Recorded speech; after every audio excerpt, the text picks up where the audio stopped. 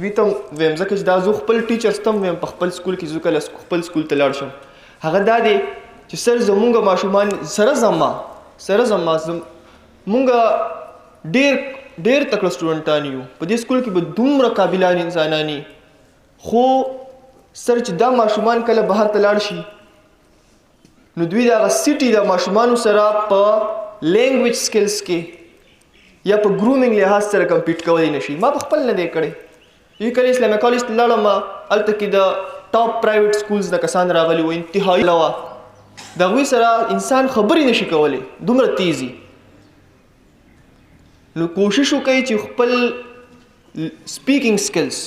لینګویج سکلز دا مضبوط کړئ ځکه چې مخکې کله تاسو لاړ شئ تاسو ډېر قابلان یې تاسو دې په کلاس کې ټاپ هم کوئ خو چې تاسو چا سره خبرې نشئ کولی دوه نو خلک به وایي چې یاره دا خو تعلیم یافته نه دی دا خو چې ته پته نه ده کوم ځای نه راغلی دی. نو دا زه ریکویسټ ځکه چې دې کې ستاسو ګناه ډېره نشته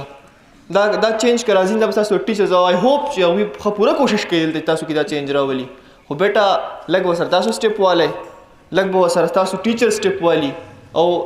د خبرو د انسان سره د څنګه انسان انګیج کول دي ګرومینګ وشي انسان که نه ګرومینګ چې ورته ویلی کېږي تاسو ګروم شئ نو که تاسو بیا مارکس ډېر زیات نه اخلئ نو هم به انسان ووایي چې یاره د خبرو نه یې پته لګي چې دې کې ډېر تعلیم یافته انسان دی. دعا به ته کوم کم چې دلته کې نهم لسم وال دی چې الله یې کامیاب کړي. دا ماشومان دوی بالکل یو بیا ویم سر چې ما ته بالکل خپل بچپن را یاد کړو دغسې ماشومان مونږ ولاړو او الله هم ټول کامیاب کا. مونږ به دعا کوو چې زمونږ نه څونه کېدای شي څومره ګایډنس پکاري هغه مونږ درکوو د خپل ټیچرانو نه تپوس کوئ او یو خو را سره پرامیس وکړئ که نه یو وعده خو را سره وکړئ چې رټې به نه لګوئ که نه انشاءالله نه به لګوئ